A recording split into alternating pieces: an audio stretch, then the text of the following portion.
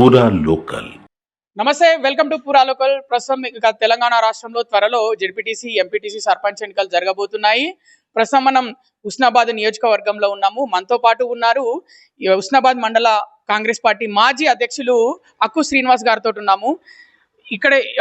ఇక్కడ నుంచే ఎమ్మెల్యేగా ఉన్నారు, మంత్రిగా ఉన్నారు పొన్నం ప్రభాకర్ గారు.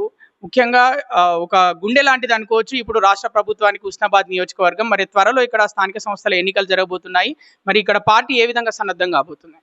హుస్నాబాద్ నియోజకవర్గం రాష్ట్ర స్థాయిలోనే ఒక కేంద్ర బింబం. ఎప్పుడు ఎన్నికలు వచ్చినా కూడా కొంత ఇక్కడ ప్రజలు అక్కడ ప్రభుత్వం ఏదుంటే దానికి వ్యతిరేకంగా ఇక్కడ స్థానికంగా కూడా ఎన్నికలు విడ్డూరంగా ఉంటుండే. ఎందుకంటే అక్కడ గవర్నమెంట్ ఏదున్నా కూడా ఇక్కడ వ్యతిరేకంగా ఉంటుండే. కానీ గత 10 ఏళ్ల కాలంలో ఇక్కడ ప్రజలు ఇక్కడ ఉన్నటువంటి పరిపాలకులు ఎవరైతే ఉన్నారో గతంలో వారిని చూసి వాళ్ళ అసమర్థతకు భిన్నంగా ఇక్కడ చురుకుదనం ఉన్నటువంటి వ్యక్తి, రాష్ట్రంలో యువ నాయకుడు, ఇక్కడ బీసీ ఒక ఉద్యమ నేతగా ఉన్నటువంటి పొన్నం ప్రభాకర్ ఇక్కడ సారథ్యం వహించడంతో వారికి ప్రజలు అల్టిమేట్ గా వారికి ఇక్కడ తీర్పు ఇవ్వడం జరిగింది.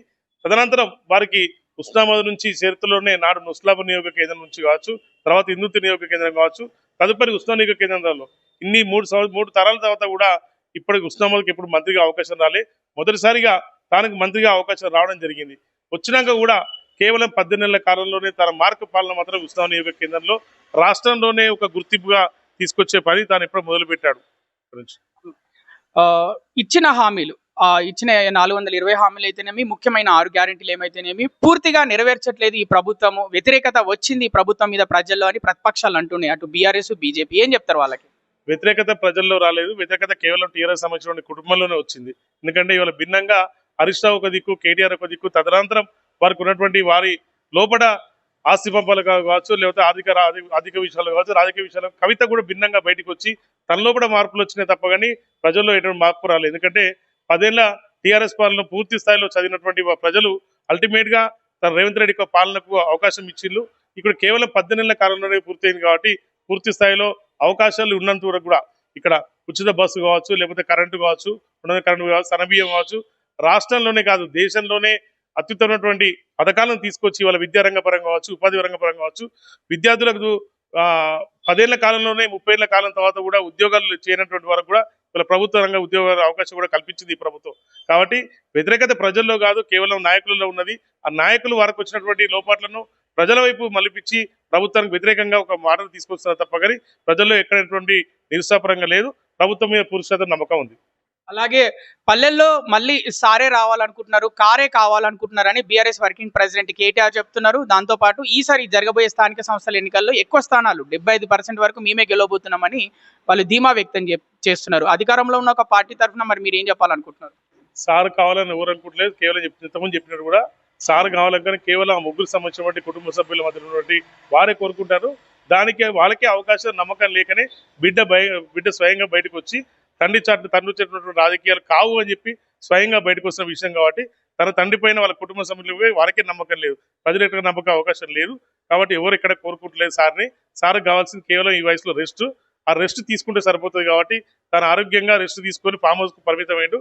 తను పరిమితమైన విధంగానే ప్రజలు కూడా కోరుకుంటున్నారు. కాబట్టి అల్టిమేట్ గా కాంగ్రెస్ పార్టీకి ఒక అవకాశం దొరికింది 10 ఏళ్ల తర్వాత. 18 నెలల కాలంలోనే కాంగ్రెస్ పార్టీ ఇచ్చినటువంటి హామీల మేరకు మెజారిటీ హామీలు అయితే పూర్తి చేయడానికి అవకాశాలు వచ్చినాయి. ప్రజల్లో కూడా మంచి విశ్వాసం ఉంది.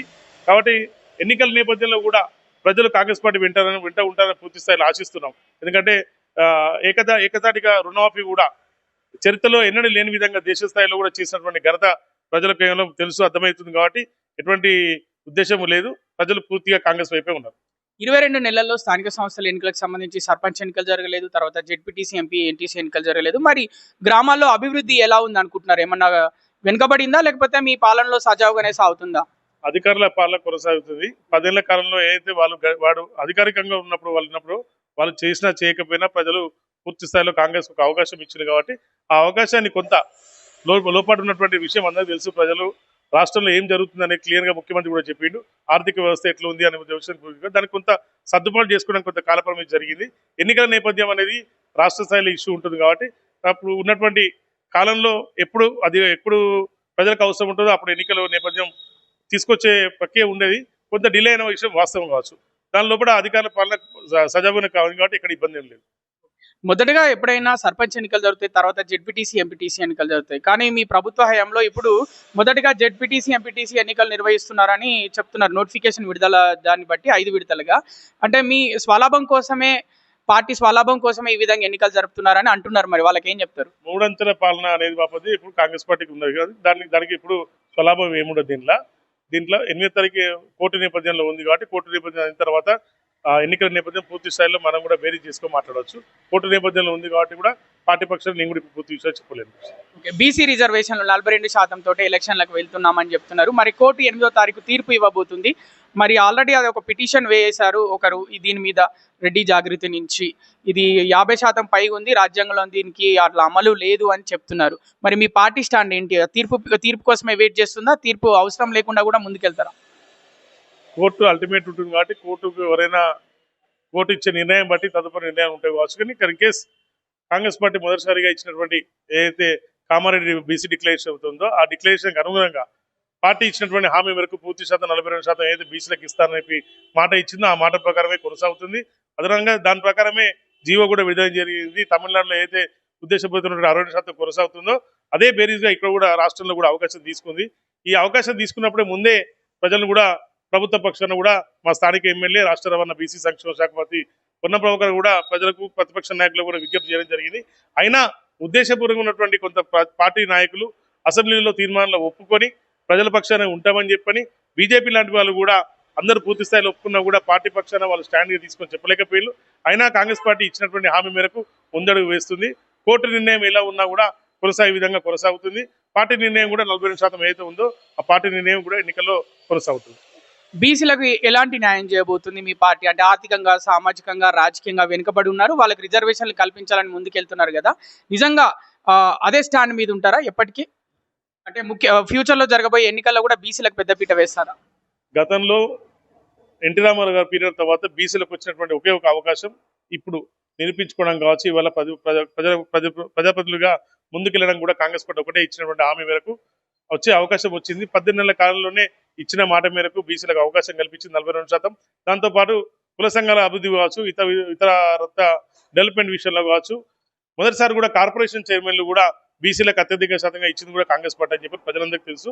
కాబట్టి ప్రజలందరూ కూడా కాంగ్రెస్ పార్టీకి మెరుగైన అవకాశాలు ఇస్తారని చెప్పి కోరుకుంటున్నారు. హుస్నాబాద్ నియోజకవర్గంలో అభివృద్ధి పనులు ఎలా ఉన్నాయి? ప్రజలు ఏమనుకుంటారు ఇక్కడ ప్రభుత్వం గురించి? హుస్నాబాద్ సంబంధించినటువంటి మార్పు కోరుకున్నటువంటి ప్రజలకు పూర్తి స్థాయిలో అభివృద్ధి దిశలోనే మార్పు తీసుకొచ్చి 18 నెలల కాలంలోనే పొన్నంపాకర్ ఒక మార్పు పాలన కొనసాగుతుంది. హుస్నాబాద్లో గడిచిన కాలంలోనికి భిన్నంగా ఇంతకుముందు చెప్పినట్టు నేను 3 దశాల కాలంలో ఉన్నటువంటి తర్వాత మొదటిసారిగా ఇక్కడ మంత్రి అవకాశం వచ్చింది.